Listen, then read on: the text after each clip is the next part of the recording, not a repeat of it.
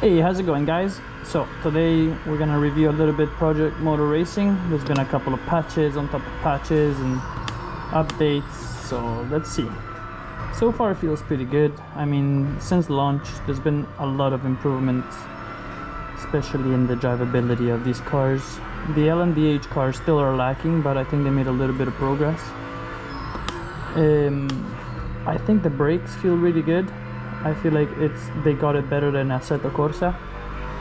The braking sections are very tight and aggressive, which I like, and you can use that rear brake bias very much aggressively towards the rear and have a little bit of play, so you can, you know, pivot the car towards the corner entry with a little bit of a slide, you know, that you want to have that little bit of a slide, or else these cars are very squared off because of that rear downforce being so great. So the front end is just not really responsive, but with having a little bit of that rear brake bias just helps snap the rear a bit and pivot the front.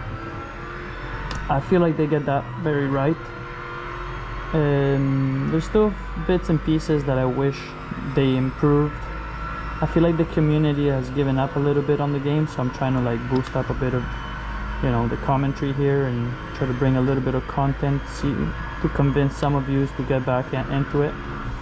But I feel like it could be the most misunderstood game of 2025. It's missing a little bit of content in terms of what you could do, and you know, liveries are limited, but the tracks are all there. The cars are now feeling good. I think there's no reason why this should be still being beaten down, you know. You go into the lobbies and they're half emptied, you know, like the drivers are pretty clean, I gotta say. I have some nice races. You get the odd idiot once in a while that just, I don't know where he came out from and what he's doing, but it's pretty good. I mean, the track limits are getting better. Look, I just got a track limit there. So they're working on stuff. Currently in a public lobby, which is nice to have back. I mean, I haven't been in a game with a public lobby in a while, apart from ACC, but those are like already made lobbies by, I guess, other people, or I don't know how that works really. But ACC is very nerve-wracking, you know, because of the safety rating, so you have to always be on it. Here's a bit more relaxed. You can take your time, get up to speed, do a couple of races, have fun, and not be judged so much. So yeah, without all that being said, I think, you know, I'm gonna put down a quali lap now, or else I'm gonna be finishing starting 5th or 6th. But as you can see, look, there's very few people in the online lobbies. This game is a little bit beaten down in terms of that. I think it's gotten more hate than it should have had, and it's a bit sad. So yeah, hopefully we can bring a little bit more, you know, guys back into the business and give this game a chance, you know. Don't wait forever just waiting for the game to go down in price or whatever. I think it's worth, maybe not the full price that they're asking. I didn't get the all extensive package, whatever, 100 euros. I paid 79 or 80 euros, whatever. I think it should have been like 59 or even 50, and I think it would have been fair enough, and then just charge for DLC, you know. Alright, we're gonna give ourselves a bit of space because I don't know what that guy is doing. I shouldn't have caught him. I have 3 minutes to complete this lap. I'll probably have another chance to do another one. I got enough fuel. Alright, let me just focus here. Let's go for a nice push lap.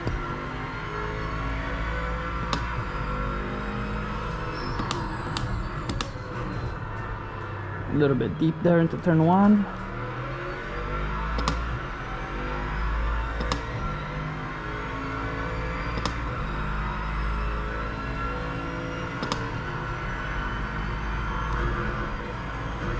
Opa, shit.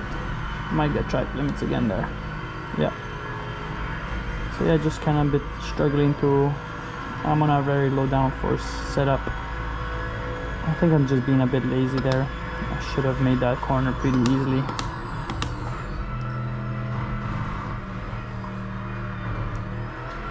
It would have been a purple sector 1 there, despite if I wouldn't have gotten track limits.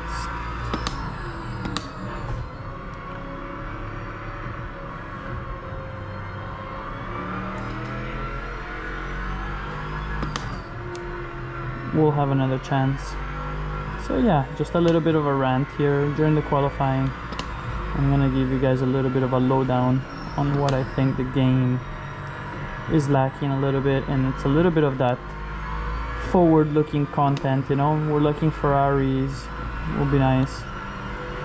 You know, just to complete the LNDH car grid, but the LNDH cars are not really drivable, so you know, I think they have to work on that a lot. I think they started, because I was driving them yesterday a little bit, or the day before that, and they felt a bit better. So that front, I think they are working on it. It's a shame that they released it early, because no one was gonna buy it. Nowadays people are just being honest about the games, you know. There's no more fake marketing and, you know, putting on a show. People are just gonna tell you what it is. Look, there's a random car or something that triggers the radar there. I mean, what the hell, why is that there? All right, let's focus. That felt good under braking. I like the rear brake bias feel. I like how the car steps out. Let's go. Hopefully we don't get impeded by the car ahead. Let's focus here. Let's put in a good lap. Just fighting the rear a little bit there. Nice turn in. Square it off on the power early. Let's bring down that TC a little bit. Don't make contact with the wall. There you go. That should do.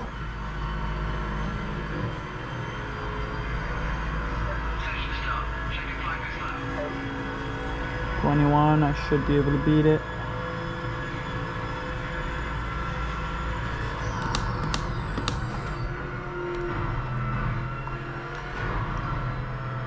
Also, the cars need to be a little bit more BOP'd. The Audi is really dominant. Everybody's just driving the Audi R8. It has great braking capabilities and good acceleration. It's got top speed, so everyone's going for it. The Aston Martin's feels a bit heavier, but I just love this car. I ride it all the time. I'm used to it. I try to optimize it as much as I can. But yeah, you do see the Audis being used OP left, right, and center, because they're so OP, you know. So yeah. All right, here, nice and patient. Fighting front a little bit there.